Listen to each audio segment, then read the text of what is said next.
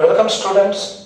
Last લેક્ચરની અંદર આપણે એસે ગાંઠ અને એવી ગાંઠ વિશે થોડું ભણી ગયા હતા કે એસે ગાંઠ જે છે એ જમણા કર્ણકની ઉપરની ખૂણાની દિવાલમાં આવેલી હશે અને એવી ગાંઠ જે છે એ જમણા કર્ણકમાં નીચેની દિવાલમાં એટલે કે ત્રિદલ વાલની નજીક જે છે એ આવેલી હશે. આજે આપણે ભણવાનું છે હૃદચક્ર, હાર્ટ સાયકલ, બરોબર છે. અને એસે ગાંઠ અને એવી ગાંઠ દ્વારા હૃદય ધબકવાની પ્રક્રિયાનું નિયંત્રણ જે છે કેવી રીતે થશે. તો ચાલો શરૂઆત કરીએ. આપણે વાત કરી હતી એમ કે એસે ગાંઠ જે છે સાઇનો એટ્રિયલ નોડ એટલે કે એસે ગાંઠ. તો યાદ રાખવાનું છે એસે ગાંઠ જે છે એસે ગાંઠ દર 0.8 સેકન્ડે કર્ણકોનું એસે ગાંઠ દર 0.8 સેકન્ડે કર્ણકોનું સંકોચન પ્રેરતા સંદેશાઓ મુક્ત કરે છે. એસે ગાંઠ દર 0.8 સેકન્ડે કર્ણકોનું સંકોચન પ્રેરતા સંદેશાઓ મુક્ત કરે છે. હવે આ સંદેશો એટલે શું? તો કે આ સંદેશો એટલે કે એક પ્રકારનો વિદ્યુત સ્થિતિમાનનો તફાવત કે એસે ગાંઠ દર 0.8 સેકન્ડે એક નાનો અમથો પાવર જનરેટ કરે છે જેને આપણે ઘણીવાર સક્રિય કલા વીજ સ્થિતિમાન પણ બોલીશું. વીજ સ્થિતિમાનનો તફાવત અથવા તો સક્રિય કલા વીજ સ્થિતિમાન જે છે ઉત્પન્ન કરે છે. તો એસે ગાંઠ દર 0.8 સેકન્ડે કર્ણકોનું સંકોચન પ્રેરતા સંદેશાઓ મુક્ત કરે છે. હૃદય ધબકવાની પ્રક્રિયાનું નિયંત્રણ સામાન્ય સ્થિતિમાં એસે ગાંઠ દ્વારા થતું હોય છે. એટલે એસે ગાંઠને કુદરતી પેસમેકર તરીકે પણ ઓળખવામાં આવે છે. બરાબર, પેસમેકર શબ્દ આપણે બધાએ સાંભળેલો છે. જ્યારે કોઈ વ્યક્તિની અંદર એસે ગાંઠ ખરાબ થઈ જાય ત્યારે આપણે ડોક્ટર જે છે બહારથી પેસમેકર મૂકે છે. તો ભગવાને આપણને આપેલું કુદરતી પેસમેકર કયું? તો કે એસે ગાંઠ. તો એસે ગાંઠ શું કરશે? તો કે એસે ગાંઠ દર 0.8 સેકન્ડે શું ઉત્પન્ન કરશે? કર્ણકોના સંકોચન પ્રેરતા સંદેશાઓ મુક્ત થશે. એટલે એસે ગાંઠ જે છે એમાંથી સંદેશો નીકળે તો એસે ગાંઠ કર્ણકોનું સંકોચન પ્રેરે છે. એસે ગાંઠમાંથી જે વિદ્યુત સ્થિતિમાનનો તફાવત નીકળશે એ કર્ણકોનું સંકોચન પ્રેરશે. તો પછી આગળ શું થશે? તો કે એસે ગાંઠમાંથી આ વિદ્યુત સ્થિતિમાનનો તફાવત જે છે એ કોને મળે છે? એસે ગાંઠમાંથી એવી ગાંઠને મળશે અને એવી ગાંઠમાંથી આગળ ખાસ યાદ રાખવાનું છે બંડલ ઓફ હીસ જૂથના સ્નાયુઓ, બંડલ ઓફ હીસ. તો હીસ જૂથના સ્નાયુમાં સંદેશો જશે અને હીસ જૂથના સ્નાયુમાંથી વિશિષ્ટ પ્રકારના તંતુઓ નીકળેલા હોય.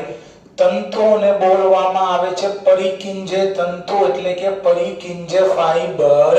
બરોબર છે. ફરીવાર એસે ગાંઠમાંથી વિદ્યુત સ્થિતિમાનનો તફાવત જનરેટ થશે. ઈ તફાવત જે છે શું કરશે? તો કે ઈ તફાવત જે છે ઈ કર્ણકોનું સંકોચન પ્રેરશે. કર્ણકોનું સંકોચન થઈ ગયા બાદ એસે ગાંઠમાંથી નીકળેલો આ સંદેશો જે છે એવી ગાંઠને મળશે. એવી ગાંઠમાંથી ક્યાં જશે?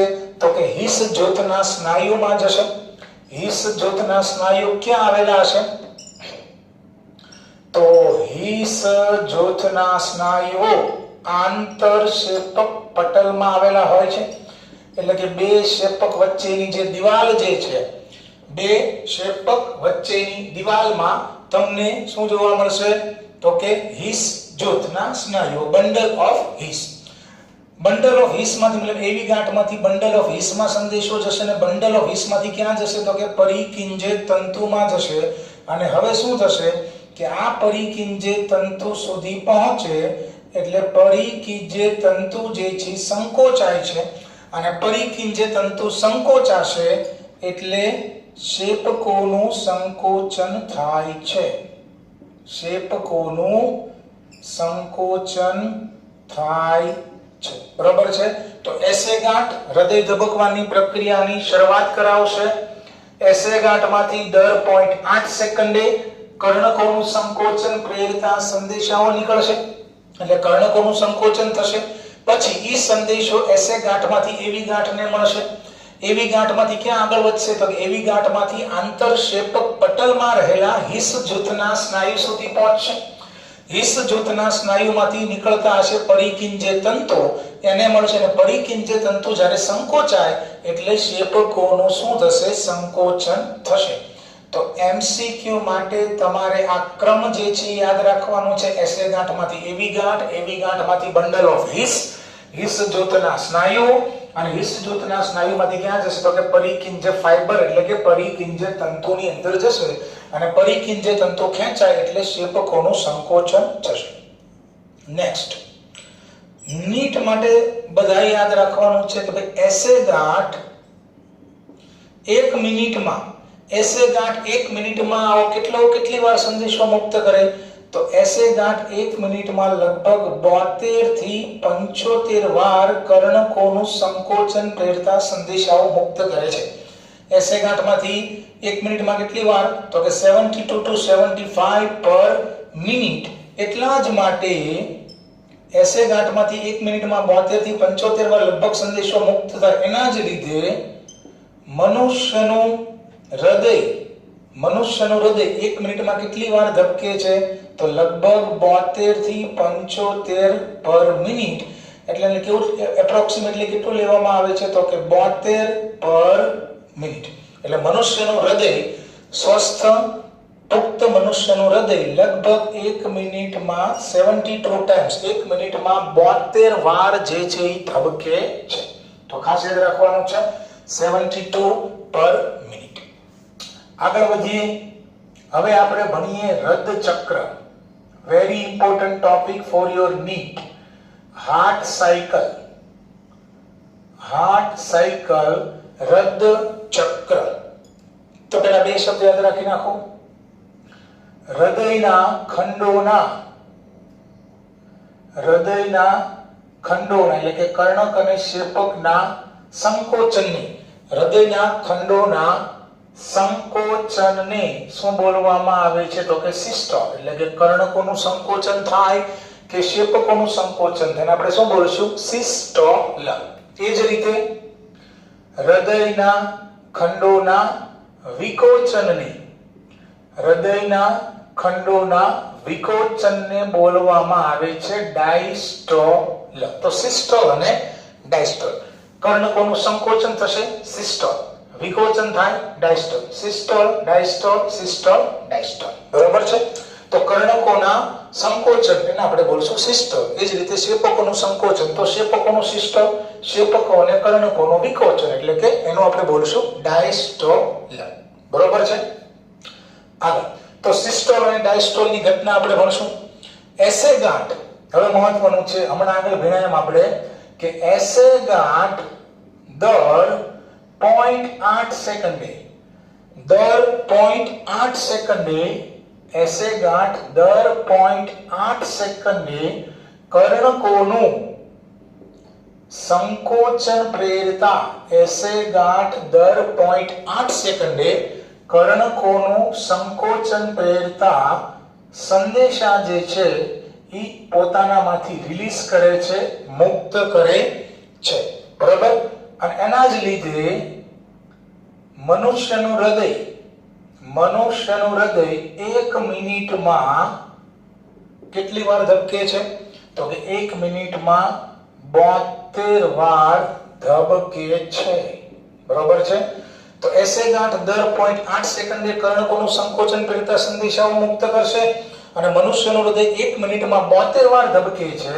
તો એક વાર ધબકવા માટે કેટલો સમયગાળો લાગે છે? આપણે બોલશું એક હૃદ ચક્ર. તો એક હૃદ ચક્રનો સમયગાળો કેટલો? તો કે 1 મિનિટ એટલે કેટલી સેકન્ડ થશે? 60 સેકન્ડ. 1 મિનિટ એટલે 60 સેકન્ડ. અને કેટલી વાર ધબકે છે? તો કે 72 વાર. બરોબર. 60 સેકન્ડમાં 72 વાર ધબકે તો એક હૃદ ચક્ર, એક વાર ધબકેનો સમયગાળો કેટલો થશે? તો એક હૃદ ચક્રનો સમયગાળો એક રદ ચક્રનો સમયગાળો બરાબર 1 મિનિટ એટલે કે 60 સેકન્ડ અને 1 મિનિટમાં કેટલી વાર ધબકે છે 72 વાર તો 60 ભાગ્યા 72 એટલે કે 0.8 સેકન્ડ યાદ રાખજો એક રદ ચક્ર 1 મિનિટમાં 72 વાર ધબકે છે તો એક રદ ચક્ર પૂર્ણ થતા કેટલો સમયગાળો લાગશે 0.8 સેકન્ડની અંદર એક રદ ચક્ર થાય ખબર પડી 1 મિનિટમાં 72 વાર હવે 1 મિનિટ એટલે 60 સેકન્ડ તો 60 સેકન્ડમાં 72 વાર ધબકે તો એક વાર ધબકે મતલબ એક રદ ચક્ર થાય તો કેટલો સમયગાળો થશે તો 60 સેકન્ડ ભાગ્યા 72 એટલે 0.8 સેકન્ડ આગળ હવે એક રદ ચક્રનો સમયગાળો કેટલો આવ્યો 0.8 સેકન્ડ હવે હૃદય જ્યારે એકવાર ધબકે એક રદ ચક્ર થાય તો કે એક રદ ચક્ર દરમિયાન હૃદય વેરી ઇમ્પોર્ટન્ટ 70 ml રુધિરને પંપિંગ કરે છે 70 ml રુધિર પંપિંગ કરે છે ફરીવાર એક રદ ચક્ર નો સમયગાળો 0.8 સેકન્ડ એક રદ ચક્ર થાય એટલે કેટલા ml રુધિરને પંપિંગ કરે ધક્કો મારે તો કે 70 ml અને આ જે વોલ્યુમ જે છે એને અંગ્રેજીમાં બોલવામાં આવે છે સ્ટ્રોક વોલ્યુમ શું બોલીશું આપણે સ્ટ્રોક વોલ્યુમ અથવા તો બીટ વોલ્યુમ ખાસ યાદ રાખવાનું છે સ્ટ્રોક વોલ્યુમ અથવા તો બીટ વોલ્યુમ કેટલું છે 70 ml મતલબ આપણું હૃદય એકવાર ધબકે એક રદ ચક્ર થાય તો એક રદ ચક્ર દરમિયાન ઈ 70 ml રુધિરને ધક્કો મારે છે જેને આપણે બોલશું સ્ટ્રોક વોલ્યુમ અથવા તો બીટ વોલ્યુમ તો 0.8 સેકન્ડમાં એક રદ ચક્ર થાય એક રદ ચક્ર થાય એટલે 70 ml રુધિરને ધક્કો લાગે તો 1 મિનિટમાં શું હિસાબ થશે તો એકવાર રદ ચક્ર થાય તો 70 ml રુધિર અને 1 મિનિટમાં કેટલા રદ ચક્ર થાય તો કે 72 તો 1 મિનિટમાં કેટલા રુધિરને ધક્કો મારે 0.8 સેકન્ડમાં 70 ml બરોબર અને એકવાર રદ ચક્ર થાય તો 70 ml રુધિરને ધક્કો મારે તો 1 મિનિટમાં કેટલી રદ ચક્ર થાય તો કે 72 તો 70 ગુણ્યા 72 એટલે 5040 ml એટલે એપ્રોક્સિમેટ આને હું લઈ લઉં છું 5040 ml એટલે 5 લીટર તો કહેવાનો મતલબ છે આપણું હૃદય 1 મિનિટમાં 72 વાર ધબકે એકવાર ધબકે એટલે 70 ml રુધિરને ધક્કો મારે 1 મિનિટમાં 72 રદ ચક્ર થાય એક રદ ચક્ર થાય એટલે 70 ml રુધિરને ધક્કો લાગે તો 1 મિનિટમાં તો 1 મિનિટમાં 72 તો 70 ગુણ્યા 72 એટલે કે 5 લીટર રુધિર ધકેલે છે અને 5 લીટરને બોલવામાં આવે છે કાર્ડિયક આઉટપુટ તો બે વસ્તુ તમારે યાદ રાખવાની છે કાર્ડિયક આઉટપુટ 5 લીટર અને સ્ટ્રોક વોલ્યુમ 70 ml એક રદ ચક્ર થાય તો 70 ml રુધિરને ધક્કો લાગશે અને 1 મિનિટમાં તો 1 મિનિટમાં 72 રદ ચક્ર થાય તો 70 ગુણ્યા 72 એટલે કાર્ડિયક આઉટપુટ આપણું હૃદય 1 મિનિટમાં લગભગ 5 લીટર રુધિરને ધકેલે છે અને 5 લીટરને બોલવામાં આવે છે કાર્ડિયક આઉટપુટ અને એક રદ ચક્ર દરમિયાન 70 ml ને ધક્કો મારે એને આપણે બોલશું સ્ટ્રોક વોલ્યુમ અથવા તો બીટ વોલ્યુમ બરોબર છે નેક્સ્ટ તો આ વાત થઈ ગઈ રદ ચક્રની જે બાકી છે એક રદ ચક્ર 0.8 સેકન્ડ માટે થાય એકવાર રદ ચક્ર થાય એટલે 70 ml રુધિરને ધક્કો લાગે તેને આપણે બોલશું સ્ટ્રોક વોલ્યુમ તો 1 મિનિટમાં 72 તો 70 ગુણ્યા 72 બરાબર 5 લીટર રુધિરને ધક્કો લાગે જેને આપણે બોલશું કાર્ડિયક આઉટપુટ આગળ એમસીક્યુ માટે હવે એક રદ ચક્ર જે છે એક હાર્ટ સાયકલ એક રદ ચક્રનો સમયગાળો કેટલો તો કે ભાઈ 0.8 સેકન્ડ 0.8 સેકન્ડની અંદર એક રદ ચક્ર થાય તો આ એક રદ ચક્રમાં કઈ ઘટના થાય તો ખાસ ટેબલ એમસીક્યુ માટે વેરી ઇમ્પોર્ટન્ટ ખૂબ જ મહત્વનું છે સમયગાળો કર્ણકો અને શેપકો એમ આપણે લખીએ તો ટોટલ સમયગાળો આપણી પાસે કેટલો છે 0.8 સેકન્ડ અથવા તો 0.80 સેકન્ડ પણ આપણે બોલશું અને 0.80 સેકન્ડ તો 0.80 સેકન્ડમાં કઈ ઘટના થશે તો પ્રથમ 0.10 સેકન્ડ રદ ચક્રની શરૂઆતમાં પહેલી 0.10 સેકન્ડ કર્ણકોનું પ્રથમ 0.10 સેકન્ડમાં કર્ણકોનું શું થશે? સિસ્ટોલ. કર્ણકોનું સિસ્ટોલ મતલબ કર્ણકોનું સંકોચન થશે. ઈ સમયે શેપકો તો કે ઈ સમયે શેપકો ડાયસ્ટોલ અવસ્થામાં હોય એટલે કે આરામ અવસ્થામાં હશે. તો પહેલી 0.10 સેકન્ડ માટે કર્ણકોનું સિસ્ટોલ થશે મતલબ કર્ણકોનું સંકોચન થશે. શેપકો એમનામ હશે. નેક્સ્ટ 0.30 સેકન્ડ ત્યાર પછીની 0.30 સેકન્ડ માટે કર્ણકો આરામ અવસ્થામાં આવી જશે મતલબ ડાયસ્ટોલ અવસ્થામાં આવી જશે અને શેપકોનું શું થશે? સિસ્ટોલ થશે. અને લાસ્ટ 0.40 સેકન્ડ છેલ્લી 0.40 સેકન્ડ માટે કર્ણકો પણ આરામ અવસ્થામાં હશે ડાયસ્ટોલ અવસ્થામાં હશે અને શેપકો પણ ડાયસ્ટોલ અવસ્થામાં હોય છે. તમે જુઓ અહીંયા ટોટલ કેટલો થઈ ગયો સમયગાળો? 0.10, 0.30, 0.40 that is 0.18 સેકન્ડ. તો એક રદ ચક્ર દરમિયાન થતી આ ઘટનાઓ છે કે જેવી હાર્ટ સાયકલની શરૂઆત થાય એટલે પહેલી એક રદ ચક્ર 0.80 સેકન્ડ માટે થાય તો પહેલી 0.10 સેકન્ડમાં પ્રથમ 0.10 સેકન્ડની અંદર કર્ણકોનું સંકોચન થશે. શેપકો આરામ અવસ્થામાં હશે ડાયસ્ટોલ અવસ્થામાં હશે. 0.30 સેકન્ડ માટે કર્ણકો પછી ડાયસ્ટોલ અવસ્થામાં વ્યા જશે અને શેપકો સંકોચન પામશે. શેપકોનું સિસ્ટોલ થશે અને લાસ્ટ 0.40 સેકન્ડ જે છે એમાં બંનેનું શું થશે? ડાયસ્ટોલ થશે મતલબ બંને આરામ અવસ્થામાં હોય છે. આગળ વધીએ. હવે આ જે રદ ચક્ર જે છે એને 1 by 1 આપણે ભણીએ. આ ખાસ યાદ રાખવાનું છે. ચાલો હવે શરૂઆત કરીએ. તો મનુષ્યનું હૃદય સિમ્પલ આકૃતિમાં આપણે દર્શાવશું. મનુષ્યનું હૃદય ચાર ખંડો યુક્ત ઉપરના બે કર્ણકો નીચેના બે શેપકો. આ જમણું કર્ણક સમજી જમણા કર્ણકમાં કેવું રુધિર હશે? ઓક્સિજન વિહીન. ડાબા કર્ણકમાં કેવું રુધિર હશે? ઓક્સિજન યુક્ત. આ બંને અત્યારે ખાલી છે. તો શરૂઆત કરીએ રદ ચક્રની. ક્યાંથી કરશું? Number 1 0.10 second. તો પ્રથમ 0.10 સેકન્ડ માટે ધ્યાન ખાસ રાખજો અહીંયા બોર્ડ ઉપર 0.10 સેકન્ડ પહેલી 0.10 સેકન્ડ માટે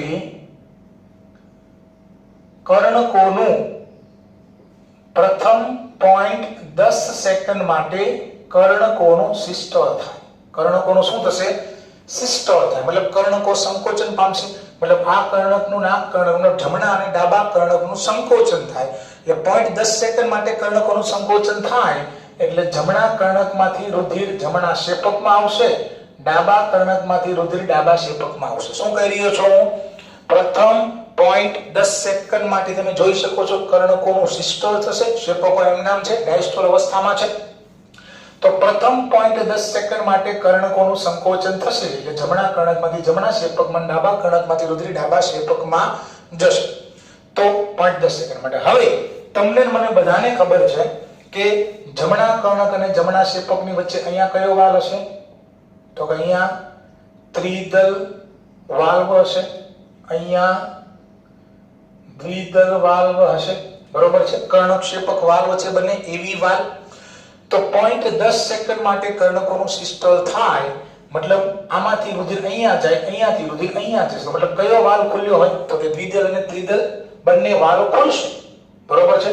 તો આને બીજી રીતે આપણે શું કહી શકીએ કે ભાઈ 0.10 સેકન્ડ માટે કર્ણકોનું સંકોચન થાય એનો મતલબ શું થયો કે કર્ણક શેપક વાલ્વ એટલે કે એવી વાલ્વ આમાં બંને આવી ગયા. ત્રિદલ અને દ્વિદલ આ બંનેને આપણે કર્ણક શેપક વાલ્વ જ કહીશું. એન્ટ્રીઓ વેન્ટ્રિક્યુલર વાલ્વ એવી વાલ્વ. તો એવી વાલ્વ તમને કોઈ પરીક્ષામાં પૂછે કે એક રદ ચક્ર દરમિયાન કર્ણક શેપક વાલ્વ કેટલા સમયગાળા માટે ખુલે તો બહુ ઈઝી છે કે ભાઈ કર્ણક શેપક વાલ્વ ક્યારે ખોલશે એટલે કે દ્વિદલ અને ત્રિદલ વાલ્વ ક્યારે ખોલશે? તો જ્યારે કર્ણકોનું સંકોચન થશે એટલે દ્વિદલ વાલ્વ ખુલે અને અથવા તો ત્રિદલ વાલ્વ ખુલે અને રુધિર જે છે કર્ણકોમાંથી શેપકોમાં જે છે જાય છે. તો જેટલા સમયગાળા માટે કર્ણકોનું સંકોચન થતું હશે જેટલા સમયગાળા માટે કર્ણકોનું સંકોચન થાય તેટલા સમયગાળા માટે આ બંને વાલ્વ જે છે ખુલ્લા હશે. એનો મતલબ શું થયો કે એવી વાલ્વ એટલે કે દ્વિદલ અને ત્રિદલ વાલ્વ એક રદ ચક્ર દરમિયાન 0.10 સેકન્ડ માટે ખુલે છે. આ સમજવાનું છે આમાં કે એક હૃદય ચક્ર દરમિયાન કર્ણકશેપક વાલ કેટલા સમયગાળા માટે ખુલે? 0.10 સેકન્ડ માટે ખુલે. એવો ને એવો બીજો એમસીક્યુ, રુધિર ક્યાં જઈ રહ્યું છે? તો કે રુધિર જે છે કર્ણકોમાંથી શેપકોમાં જઈ રહ્યું છે. તો શેપકોમાં રુધિર ભરાતા લાગતો સમય, બીજો એમસીક્યુ થઈ ગયો. શેપકોમાં રુધિર ભરાતા લાગતો સમય પણ કેટલો? 0.10 સેકન્ડ. કારણ કે જેટલા સમયગાળા માટે કર્ણકોનું સંકોચન થશે એટલા સમયગાળા માટે રુધિર શેપકોમાં ભરાશે, એટલા સમયગાળા માટે એવી વાલ ખુલશે.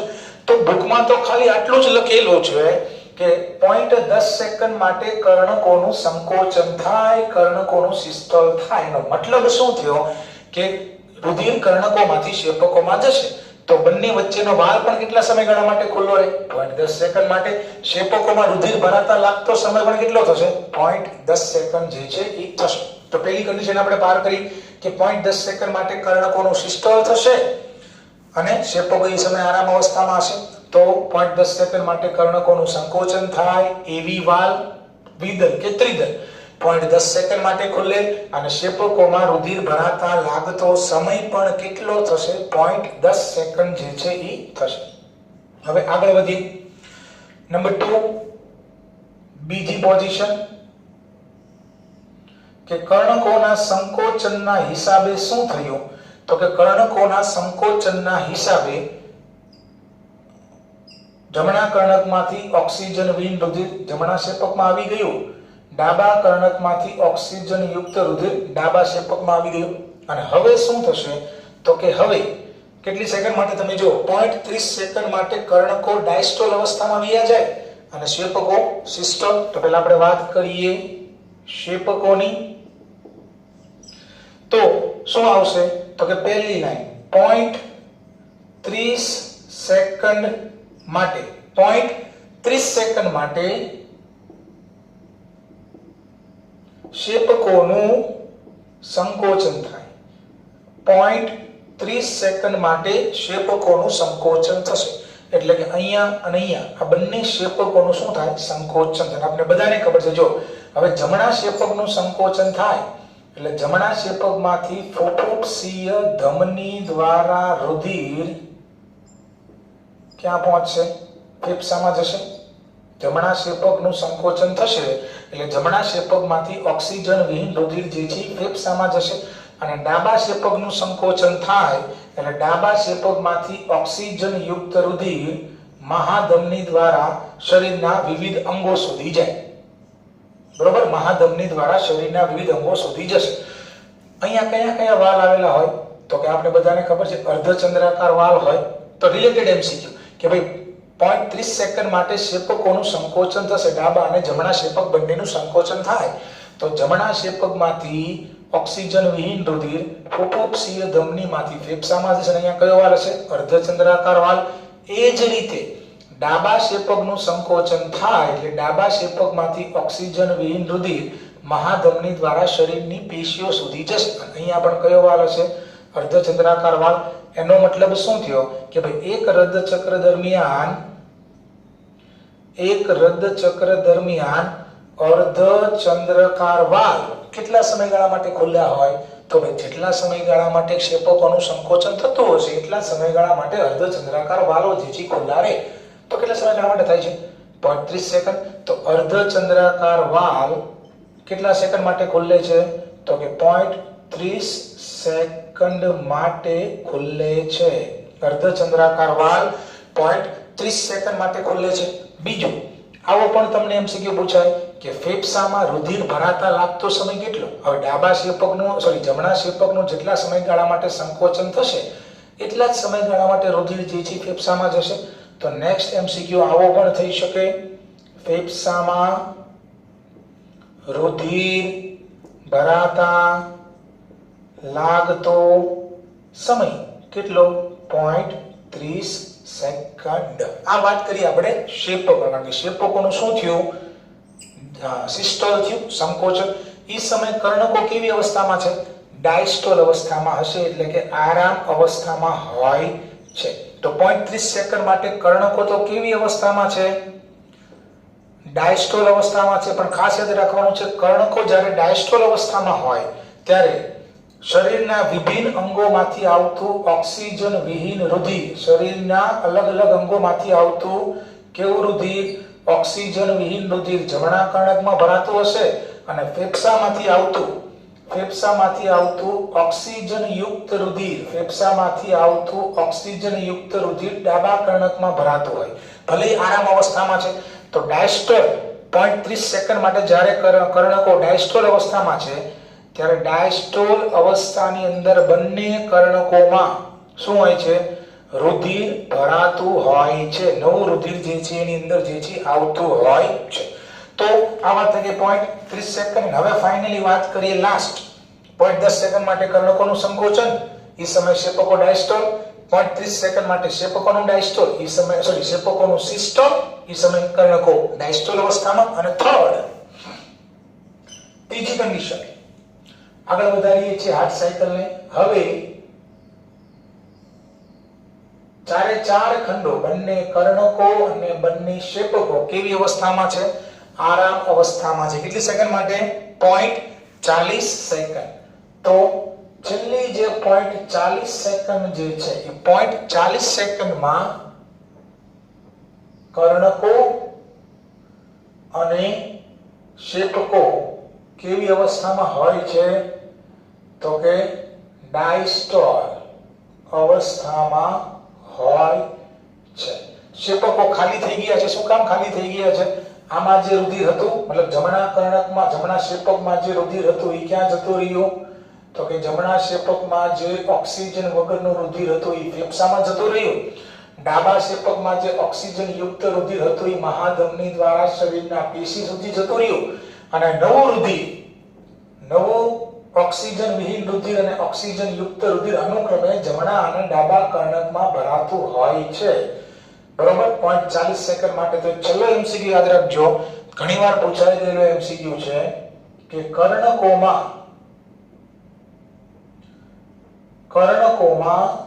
રુધિર ભરાતા લાગતો સમય કેટલો થશે? તો અહીંયાથી જેટલી સમયમાં કર્ણકો ડાયસ્ટોલ અવસ્થામાં છે, મતલબ 0.30 અને 0.40, અહીંયા 0.30 સેકન્ડમાં પણ કર્ણકોમાં રુધિર ભરાતું હતું અને લાસ્ટ 40 સેકન્ડમાં પણ કર્ણકોમાં રુધિર ભરાતું હોય તો કર્ણકોમાં રુધિર ભરાતા લાગતો સમય ટોટલ થશે 0.30 + 0.40 = 0.70 સેકન્ડ. બરોબર? 0.70 સેકન્ડ માટે બંને કર્ણકોની અંદર જે છે રુધિર ભરાતું હોય છે. બરોબર? હમણાં રિવિઝન કરીએ આપણે. પહેલા તો બીજા એમસીક્યુ ની ચર્ચા કરી લઈએ. આ ટેબલ ઉપરથી તમને એમસીક્યુ પૂછાય, તમને આવું પૂછે, એક રદ્દ ચક્ર દરમિયાન કર્ણકો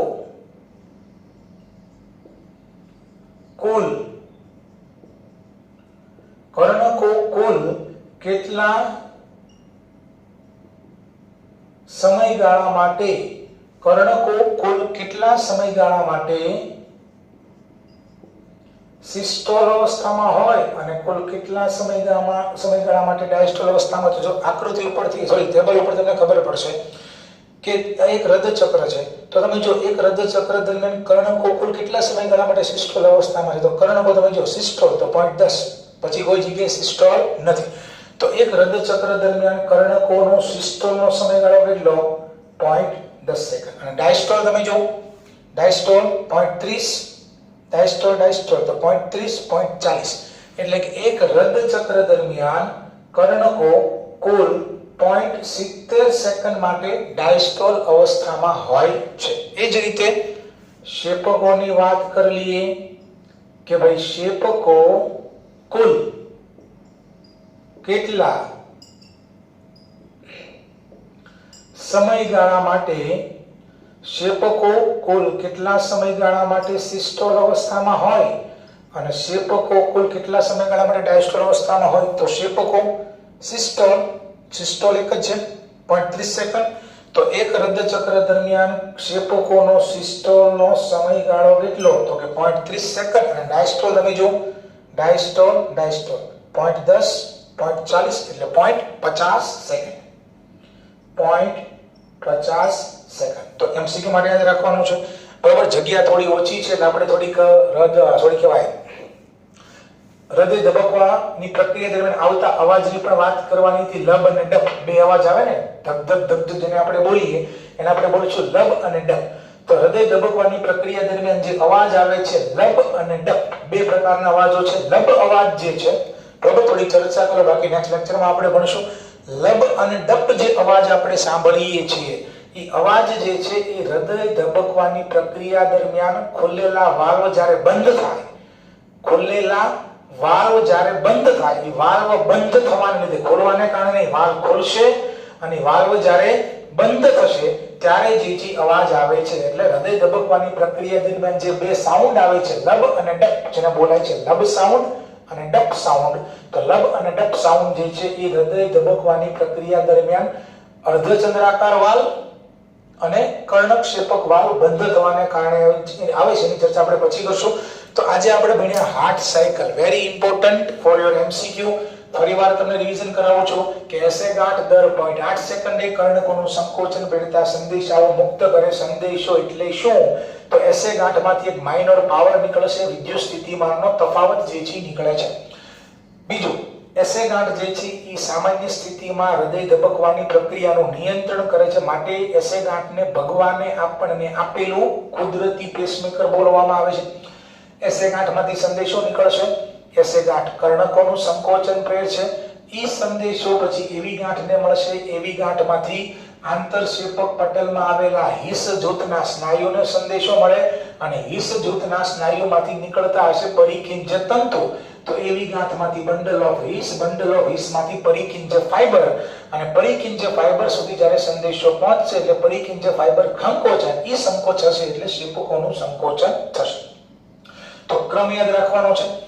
એસે ગાંઠ 1 મિનિટમાં 72 થી 75 વાર આવા સંદેશાઓ મુક્ત કરે. એટલા જ માટે મનુષ્યનું હૃદય 1 મિનિટમાં લગભગ 72 થી 75, લગભગ એપ્રોક્સિમેટલી 72 વાર ધબકે છે. રક્તચક્રની આપણે વાત કરી. હૃદયના ખંડોના સંકોચનને સિસ્ટોલ, વિકોચનને ડાયસ્ટોલ. એસે ગાંઠ દર 0.8 સેકન્ડે આવું કરશે. મનુષ્યનું હૃદય 1 મિનિટમાં 72 વાર ધબકે. તો એક વાર ધબકવાનો સમયગાળો કેટલો? તો એક હૃદયચક્રનો સમયગાળો બરાબર 1 મિનિટમાં 72 વાર. 1 મિનિટ એટલે 60 સેકન્ડ, 60 ભાગ્યા 72 એટલે 0.8 સેકન્ડ. એટલે કે એક હૃદયચક્ર પૂર્ણ થતા 0.8 સેકન્ડનો સમયગાળો થશે. બીજું, એકવાર હૃદયચક્ર પૂરું થાય તો કેટલા ml રુધિરને હૃદય ધક્કો મારે? તો કે 70 ml. તો 0.8 સેકન્ડમાં 70 ml રુધિરને ધક્કો મારે. That is stroke volume, bit volume. હવે 1 મિનિટમાં કેટલું થાય? તો એકવાર થાય એટલે 70 ml, 1 મિનિટમાં 72 વાર થાય. જો 70 ગુણ્યા 72 એટલે 5040 ml, એટલે 5000 ml એટલે 5 લીટર. તો આને આપણે બોલશું કાર્ડિયક આઉટપુટ. બરોબર? તો stroke volume 70 ml, cardiac output 5 litre અથવા તો 5000 ml. બીજું, એક હૃદયચક્ર 0.8 સેકન્ડ માટે થાય, 0.80 સેકન્ડ માટે થાય, તો એમાં કઈ કઈ ઘટનાઓ થાય? તો પહેલી 0.10 સેકન્ડ માટે કર્ણકોનું સિસ્ટોલ થાય. એ સમય શેપકો ડાયસ્ટોલ અવસ્થામાં હોય. ત્યાર પછીની 0.30 સેકન્ડ માટે કર્ણકો ડાયસ્ટોલ અવસ્થામાં જતા રહે જ્યારે શેપકોનું સિસ્ટોલ થશે. અને લાસ્ટ 0.40 સેકન્ડ જે છે એમાં કર્ણકોનું ડાયસ્ટોલ અને શેપકો પણ ડાયસ્ટોલ અવસ્થામાં હશે, જેને આપણે અહીંયા દર્શાવીએ. ચલો, 4 ખંડો, બંને કર્ણકો, બંને શેપકો. 0.10 સેકન્ડની શરૂઆત થઈ, હૃદયચક્રની શરૂઆત થઈ. તો પહેલી 0.10 સેકન્ડ માટે આ બંને કર્ણકોનું સંકોચન થયું. શેપકો તો ડાયસ્ટોલ અવસ્થામાં છે એટલે આમાંથી રુધિર અહીંયા અને આમાંથી રુધિર અહીંયા જતો રહેશે. તો આની બીજી મેં તમને અલગ પ્રકારના MCQ વાળી વાત કરી કે ભાઈ આ બંનેની વચ્ચે કર્ણક શેપક વાલ્વ હોય, દ્વિદલ અને ત્રિદલ વાલ્વ હોય. તો 0.10 સેકન્ડ માટે કર્ણકોનું સંકોચન થવાનો મતલબ શું થયો? કે આ બંને વાલ્વ જે છે પણ 0.10 સેકન્ડ માટે ખુલ્લા હશે. બીજો MCQ. અને ત્રીજો, કે આ બંનેનું સંકોચન થશે અને શેપકોમાં રુધિર જાય તો શેપકોમાં રુધિર ભરાતા લાગતો સમયગાળો કેટલો? તો જેટલા સમયગાળા માટે કર્ણકોનું સંકોચન થાય, that is 0.10 સેકન્ડ. બરાબર? ત્યાર પછી બીજું, તો બીજી પરિસ્થિતિમાં 0.30 સેકન્ડ માટે કર્ણકો તો આરામ અવસ્થામાં આવી ગયા અને શેપકોનું શું થયું? સિસ્ટોલ થયું. એટલે જમણા શેપકનું સિસ્ટોલ થાય એટલે જમણા શેપકમાંથી આ અર્ધચંદ્રાકાર વાલ્વ ખોલીને ફોફોપ્સીય ધમની દ્વારા રુધિર ફેફસામાં જશે અને ડાબા શેપકમાંથી અહીંયા પણ રહેલો અર્ધચંદ્રાકાર વાલ્વ ખોલીને મહાધમની દ્વારા પેશી સુધી જાય તો 0.30 સેકન્ડ માટે ક્ષેપકોનું સંકોચન થાય. એનો મતલબ શું થયો કે અર્ધચંદ્રાકાર વાલ્વ કેટલા સમયગાળા માટે ખોલે? 0.30 સેકન્ડ માટે. અને અહીંયાથી રુધિર ફેફસામાં જાય તો ફેફસામાં રુધિર ભરાતા લાગતો સમયગાળો કેટલો છે? 0.30 સેકન્ડ. હવે જ્યારે ક્ષેપકોમાં સંકોચન થતું હશે ત્યારે કર્ણકો ડાયસ્ટોલ અવસ્થામાં હોય અને આ પોઝિશનમાં કર્ણકોમાં નવું રુધિર ભરાતું હોય તો કર્ણકો ડાયસ્ટોલ અવસ્થામાં છે પણ એમાં રુધિર ભરાતું હશે. અને લાસ્ટ છેલ્લી 0.40 સેકન્ડ માટે બંને ડાયસ્ટોલ અવસ્થામાં છે, બંને કર્ણકો અને બંને ક્ષેપકો ખાલી થઈ ગયા છે અને કર્ણકોમાં નવું રુધિર ભરાતું હોય તો કર્ણકોમાં ટોટલ રુધિર ભરાતા લાગતો સમયગાળો કેટલો? તો 0.30 અહીંયા અને 0.40 એટલે 0.70 સેકન્ડ જે ચીજ છે. તો આ થઈ ગઈ હાર્ટ સાયકલ. બીજો એમસીક્યુ, એક રદચક્ર પૂરું થયું તો કર્ણકો કુલ કેટલા સમયગાળા માટે સિસ્ટોલ અવસ્થામાં હોય? તો કર્ણકોનું સિસ્ટોલ માત્ર 0.10 સેકન્ડ માટે થાય. કર્ણકોનો ડાયસ્ટોલનો સમયગાળો 0.70 સેકન્ડ, ક્ષેપકોનો સિસ્ટોલનો સમયગાળો 0.30 સેકન્ડ અને ક્ષેપકોનો કુલ ડાયસ્ટોલનો સમયગાળો 0.10 + 0.40 એટલે 0.50 સેકન્ડ જે છે એ થશે. તો આ લેક્ચર જે છે એમસીક્યુ માટે ખાસ મહત્વનો છે. અને હવે મેં તમને હમણાં કીધું એમ કે જગ્યાના અભાવે આપણે લઈ શક્યા નથી પણ નેક્સ્ટ લેક્ચરની અંદર હવે આપણે પહેલા એ ભણશો કે ભાઈ હૃદય ધબકવાની પ્રક્રિયા દરમિયાન જે અવાજ આવે છે લબ અને ડપ્પ એ શેના કારણે આવે છે? બરોબર, મેં તમને કીધું કે એ જે છે હૃદયમાં આવેલા વાલ્વો બંધ થવાને કારણે આવે છે. બરોબર, એની આપણે ચર્ચા જે છે હવે નેક્સ્ટ લેક્ચરની અંદર જે છે એ કરીશું. અને સાથોસાથ આપણે ભણશું ECG ઇલેક્ટ્રોકાર્ડિયોગ્રામ કે ડોક્ટર પાસે આપણે જઈએ, હાર્ટનો પ્રશ્ન હોય તો ડોક્ટર શું કઢાવે? ECG કઢાવે ને, ઉપર નીચે લીટા થતા હોય, ઇટ ઇઝ ઇલેક્ટ્રોકાર્ડિયોગ્રામ અથવા તો ઇલેક્ટ્રોકાર્ડિયોગ્રાફ. તો નેક્સ્ટ લેક્ચરની અંદર આપણે હૃદયના ધબકવાની પ્રક્રિયા દરમિયાન ઉત્પન્ન થતા અવાજો લબ અને ડપ અને ECG વિશે જે છે વિગતવાર અભ્યાસ કરીશું.